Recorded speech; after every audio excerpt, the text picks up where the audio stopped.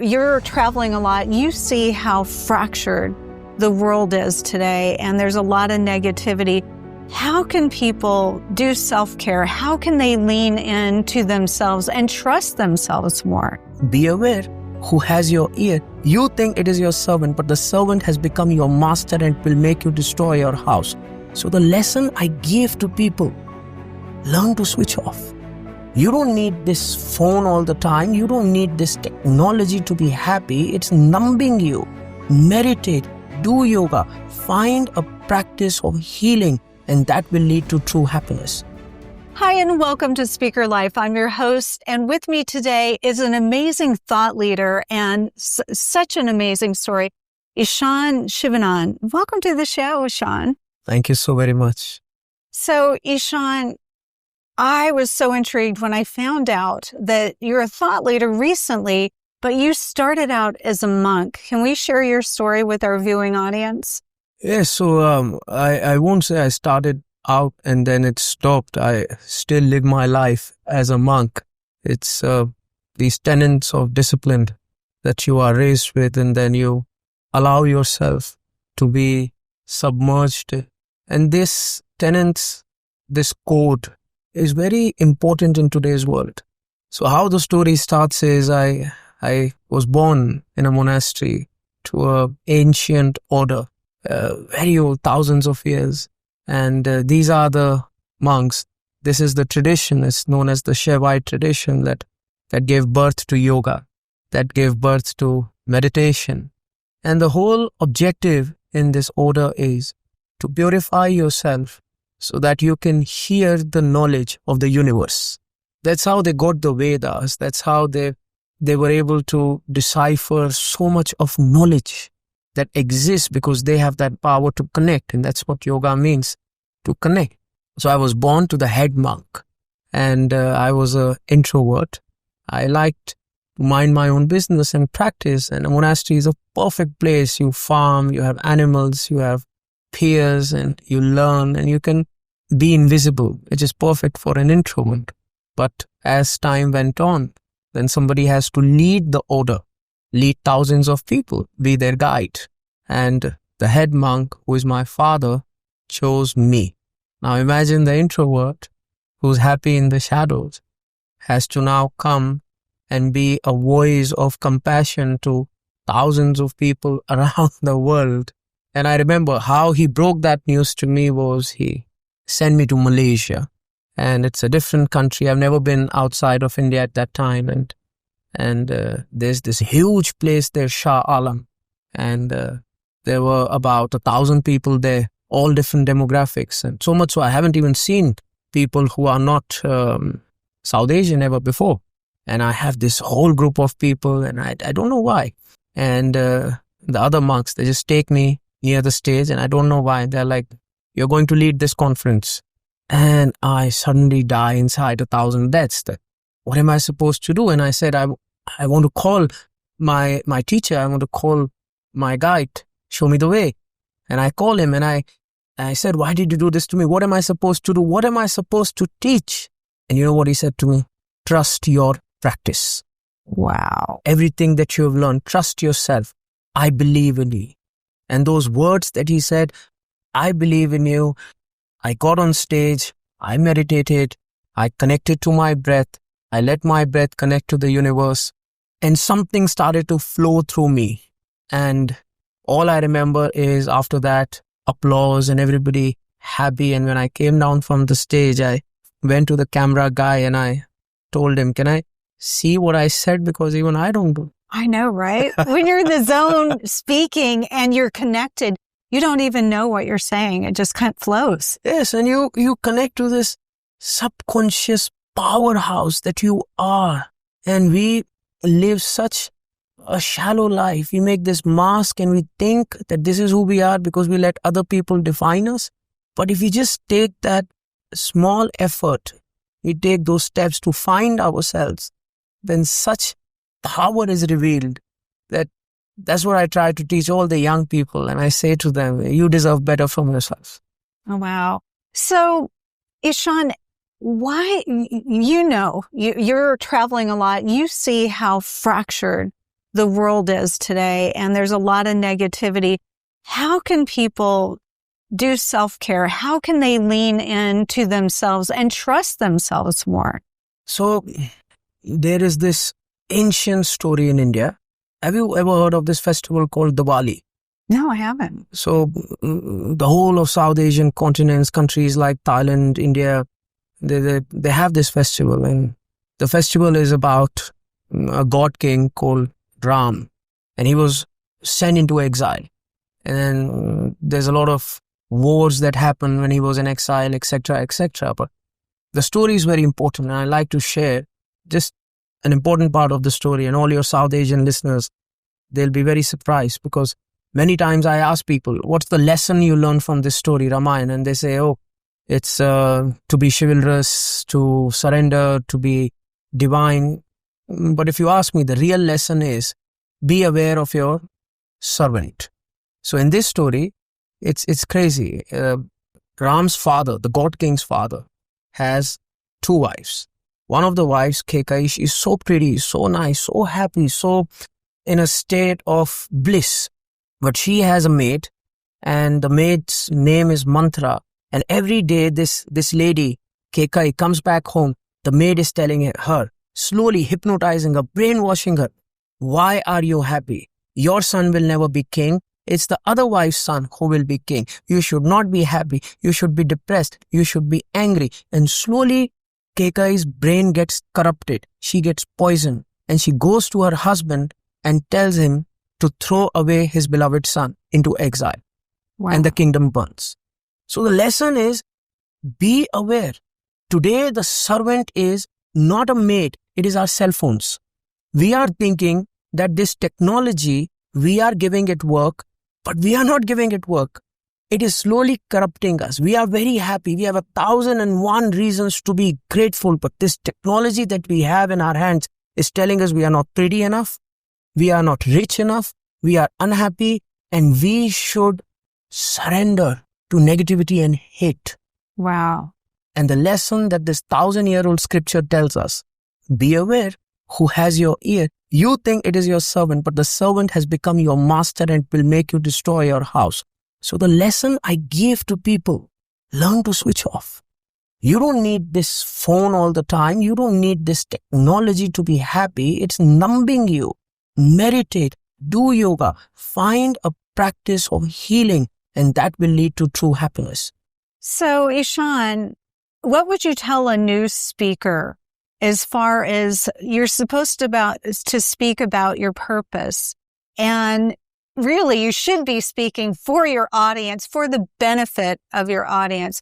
What is a piece of advice you'd give a new speaker about really finding their purpose and sharing it on the stage?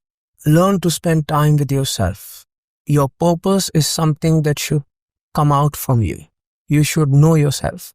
So when I say to people, meditate, I really try to press on the importance of it to speakers, because with great power comes great responsibility. Yes. And today's speakers are influencers.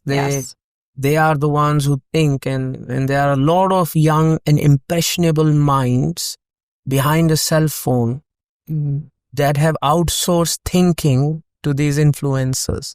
And I know we were talking before this interview, and we were discussing that how good people are willing to compromise on their morals so that they can be rewarded by social media algorithms. And I believe that a speaker should have a purpose, and that purpose should be compassion-oriented, value-oriented, and a simple thought. What do I want to give from the world rather than what I want to receive from the world? And if truly I'm giving something worthwhile to the world, if glory and fame have to come to me, they will come. But if I'm just doing it for the superficial aspects, then it's not right. So I tell all speakers to meditate and find their purpose. Well, one of the things that we talked about is your mission, and that was hope. Can we talk about that a little bit? How can we share more hope from the stage? By teaching self-love. Hope is the most beautiful emotion for me. And I feel hope is what can help us overcome inertia. An object at rest tend to remain at rest. Until and unless a person learns to dream, a person learns to hope, he will never put in the effort. If I am hopeful that I will lose weight, then I will exercise. If I am hopeful I will get rich, then I will maybe hustle as well. So I think the most important thing a speaker is doing is he is teaching people to dream. And sometimes people are so lost, they don't have the time to dream. They've forgotten how to dream. They used to dream when they were kids, and they used to think Santa Claus is real. And then life happened and they became pessimistic. And now we as speakers have this ability to give this dream to people. And if that dream is hopeful, positive, rewarding, then we can make society go in a certain direction. And I think that's what a speaker must master, that how you can allow a person to see the best in himself. And it begins with self-love. So always motivate your crowd to love themselves. So, Ishan, how do you learn self-love? Can you unpack that for our viewing audience a little bit? What do you mean by self-love? So there are blockages. Yes. That may come between us and that love. Those blockages could be trauma. They could be past experiences. Mm-hmm. They could be broken relationships. Yes. And all that becomes a wall between ourselves and our ability to see ourselves as worth loving. Right. So sometimes we have to take an inner journey, and a rebirthing process must happen.